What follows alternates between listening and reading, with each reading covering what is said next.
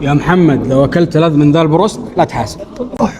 صدق يا محمد، وانا من يوم ما جيت المدينه وانا بخاطري ببروست. محمد انا من متابعينك صراحه، ما دام جيت للمطعم هذا انت احسنت الاختيار. اسبوعيا انت في هذا المطعم؟ قسما بالله العظيم اسبوعيا. ابى اشوف الزباين دول ايش طلبوا وحطلب زيهم. بروست مبهر، ستريبس، سبريم. اعطيني بروست مبهر وسبريم ستريبس. محمد فين البروست؟ اصبر علي يا ابوي.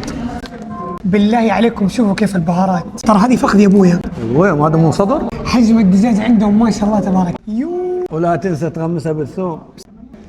والله بروست قرمشه مو طبيعيه. النص حبه كم سعره يا ابويا؟ 22. واللي بالبهارات 24. دجاجهم وطني 100%. هذا الثوم كوكتيل كاتشب، وضيف عليها صوص الكوكتيل.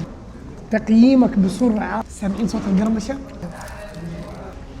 هذا السوبريم عندهم الحجم بكفي 2. واو، سعره ب 24 ريال. قوي قوي قوي. يا محمد هتحاسب ولا لا؟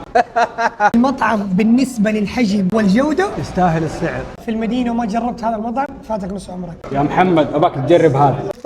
طيب هذا الراب الماكس حقهم. بالله عليكم شوفوا الحجم. وإيش تسميه ذا؟ كاس النخبه. الله كيف كاس النخبه يا محمد؟ شكليز جنب بيتزا هات قدام ممشى الهجرة.